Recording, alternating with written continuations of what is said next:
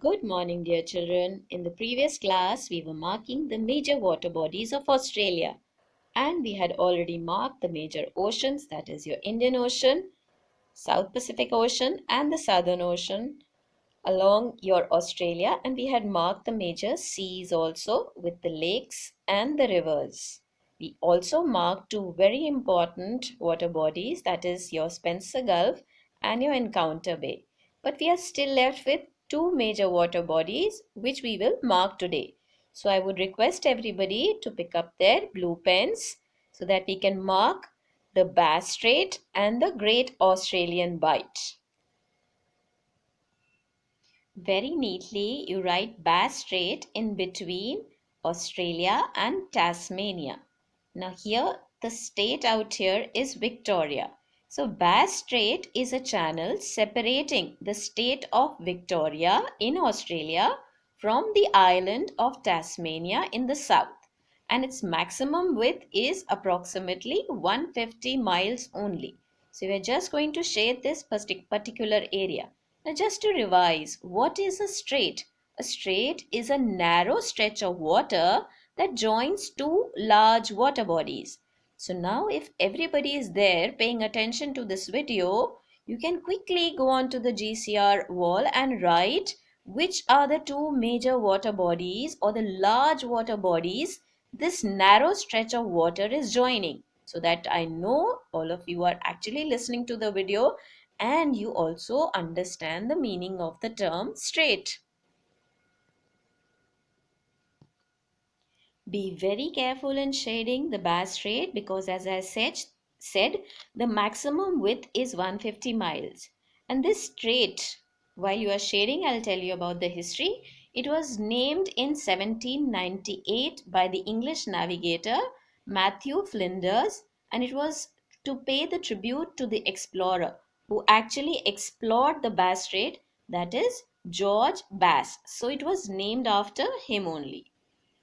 And this Bass Strait is actually very rich in natural gas and petroleum oil. And these fields have been actually producing a lot of crude oil for Australia's economic growth since the last 50 years now. Here, children, you can see a clearer view of the Bass Strait, which is separating the state of Victoria from the island of Tasmania. And here is a beautiful, realistic image taken as an aerial view. You can actually enlarge this. I have left this photograph in the PPT. You can actually see it, how beautiful this entire narrow stretch of water body called Bass Strait is.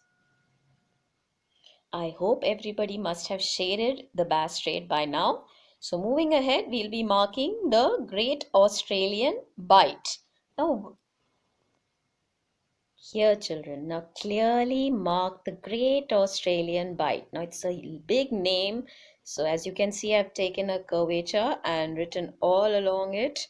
But I have kept up to the capital letters so that I do not make mistakes. Now this, you will be writing the Great Australian Bight like this because this Great Australian Bight is a large oceanic bight or an open bay. As you can see, we had already discussed the bay. What is a bay?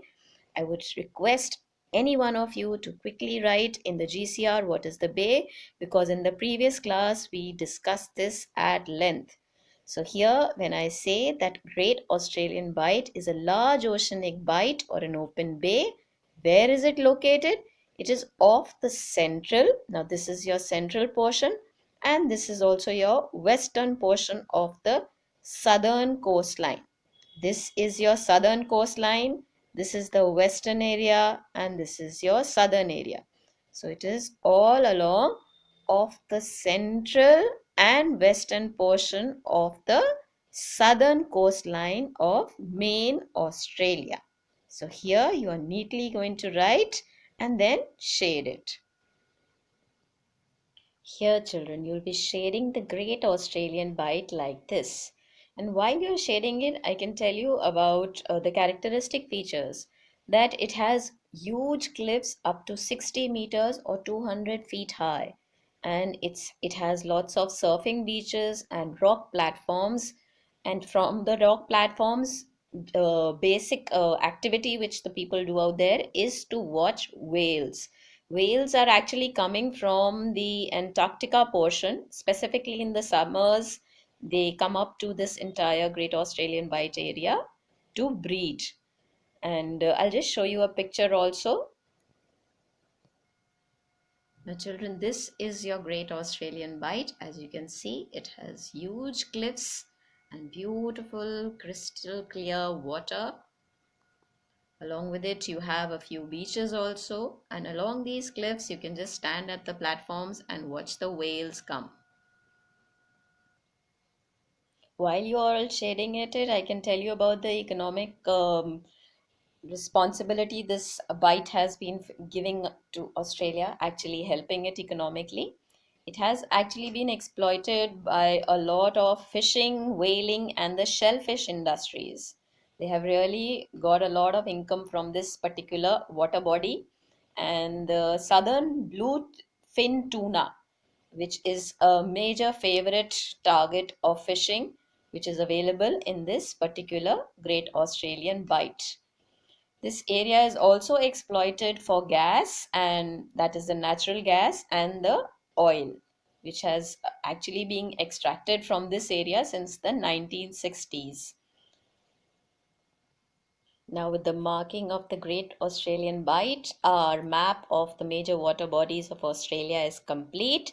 So we can now paste this map along with the previous work that we have done for Australia, that is the question and answers. We can paste it there and we can keep it safely. Now we'll be moving ahead with the physical divisions of Australia. Majorly, the continent of Australia can be divided into four physical divisions, major ones. That is the Western Plateau, the Central Lowlands, the Eastern Highlands, and the Coastal Plains. Now, the coastal plains are along the eastern border and along the southern coast. That is your Nullarbor Plains and your uh, eastern border along your eastern highlands. The eastern coastal plains are along your eastern highlands and the Nullarbor plains. So these are the coastal plains that we will also be discussing when we are doing the physical divisions. Today we are only going to concentrate on one physical division, that is the Eastern Highlands. So here is a beautiful map, that is a 3D map for you to understand the formation of the Eastern Highlands and all the other mountains and the highlands in Australia. This is actually emphasizing all. But then when we concentrate or when we are actually focusing on the Eastern Highlands, these are the Eastern Highlands. First of all, what we need to understand is the extent of the Eastern Highlands. These highlands extend from Cape York in the north to Tasmania, that is the island in the south, and they lie roughly parallel and very close to the eastern coast of Australia. In other words, they are running parallel to the eastern coast from Cape York Peninsula in the north, and they continue south through the water body which we just now marked, that is the Bass Strait, and through that entire water body this is coming down into the island of Tasmania. This is the longest chain of mountain ranges is Australia, and that is called the Great Dividing Range.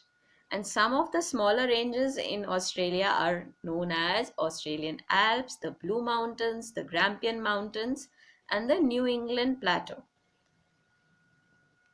Here in this map, you can see they clearly mark the Great Dividing Range and the Australian Alps. This is exactly what we are going to mark in the map which we are also going to mark today. Actually, we are going to start a new map that will be called the major physical divisions, features of Australia. So in today's map, we will be marking the Great Dividing Range and the Australian Alps in our new map. So I would request everybody to take out a fresh map, that is the physical map that I've already posted, and I requested all of you in the very first week to take out 4 printouts of it and keep it with you because we will be marking. And in today's map, we will be starting with the Eastern Highland, marking the Great Dividing Range and the Australian Alps. You can name the map, or in fact, you can just start naming it because in this map, we'll be marking most of the features. So the first feature that we'll be marking is the mountain ranges, and then we'll move ahead with the deserts. So in the mountain ranges, the first one is your the Great Dividing Range and the Australian Alps. First, let us discuss it in detail.